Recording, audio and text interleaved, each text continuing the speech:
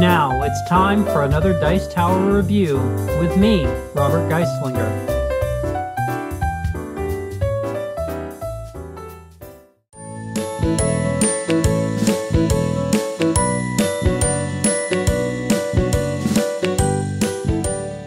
So here we're taking a look at 5 Seals of Magic. Now this is a dice rolling game where players will be trying to break various seals and gain various spells.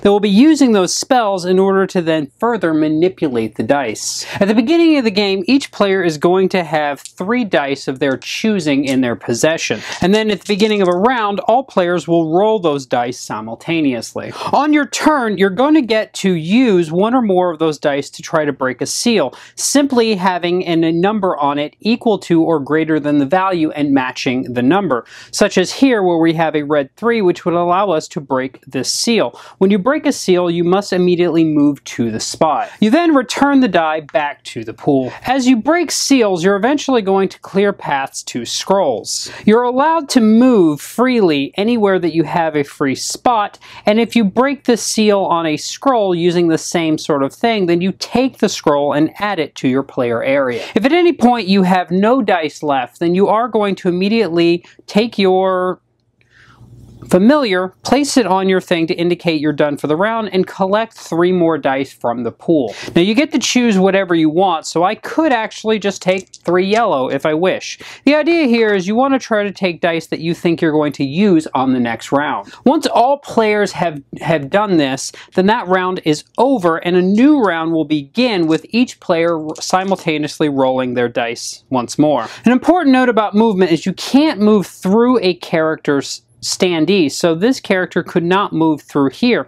In addition, you can't move through a player's familiar. And the familiar is another spell that you can use, and in doing so, it allows you to flip it over and break a seal with the use of one of your dice, but instead of moving your character, you would move the standee of your familiar. So if I were to say break this one, I could spend this die and instead break this one.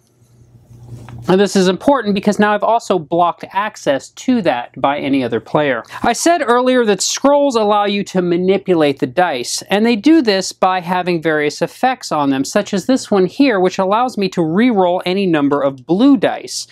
The ones that have purple, however, are basically wild cards, and you can use them on any color die. This one here allows me to take 2 additional dice from the pool. This one here allows me to take an additional green from the pool and roll it.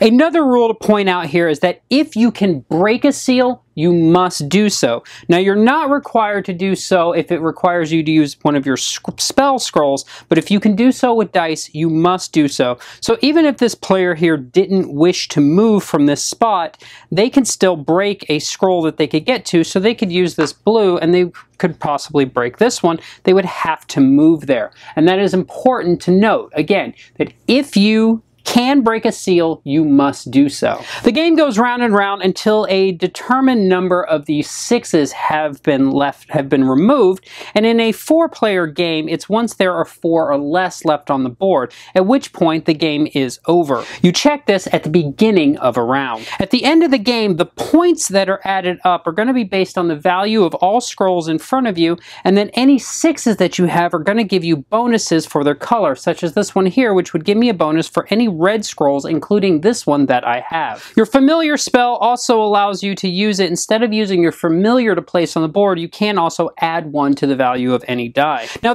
what I have out here is just the 0 level of spells and the 1s. Now, there are 3 additionals that are in the game that you can add in instead, but you always use the 0. The first one that we have out here is basically the same as the 0. The second one is the Circle of Spaces, and that one is more about manipulating the seals themselves. You have the third one, which is the Conflict, and that's more about direct player confrontation. And then you have the fourth, which is Movement, which is more about movement on the board. Another thing to note is during setup, you place these out randomly, and you're not going to even use all of them from a set. Here I have what's left over from the 0s and 1s from this 4-player setup. The board is modular and is set up based upon the number of players. As I said, the game goes round and round until the number of 6s have been removed from the board for that, at which point count up the score, and whoever has the most points is the winner. So that's a look at 5 Seals of Magic. Now, from the get-go, I don't care for this game, honestly. And I originally thought I would. I looked at the box, it had this beautiful artwork, it was about these schools of magic, and that seemed really cool.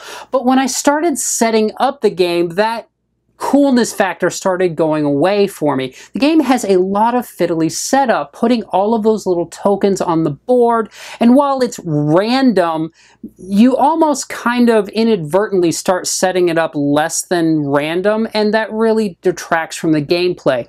But it's not just the setup that feels overwhelming, and again, I can't stress enough, for me, the setup of this game versus the gameplay do not jive. But it's also the gameplay itself. Everything in this game feels random, especially at the beginning. The game over time does allow you to mitigate your dice rolls, but in the beginning, everyone's on this even playing field and it just feels too random. One thing that I think would have really helped this game out is some random player abilities right from the start. As you gain abilities, the game gets more challenging and starts getting more strategic. If you had something out the gate, I feel like the game would be more enjoyable. But beyond that, it just feels like a race to this finish that really doesn't pay off in the end for me. When you're talking a setup time of the considerable amount that this is versus just a game of basically randomness in a box, this game just doesn't work. The board itself is very pretty. I did enjoy the look of it. Honestly, I probably enjoyed it a little more before it was set up, but I do like the little artwork. Again, it's something that drew me into the game. The game overall just feels like an activity of rolling dice. And that just, in the end, was not what I was expecting this game to be. If you like games with a large amount of random and you're just rolling dice, this might be a game you like. I did enjoy some of the other schools more than others, but it didn't change the game enough for me personally. I hope you've enjoyed this look at 5 Seals of Magic, and maybe it's made you want the game or not, and I look forward to seeing you guys next time. Thanks so much for watching the Dice Tower videos. Find more great videos and reviews as well as our top-rated audio podcast at Dicetower.com. You can also find other great shows at Dicetowernetwork.com. I'm Eric Summerer, and you've been watching The Dice Tower. The Dice Tower is sponsored by Cool Stuff Inc., where you can find great games for great prices. Cool stuff in stock. Check them out at CoolStuffInc.com.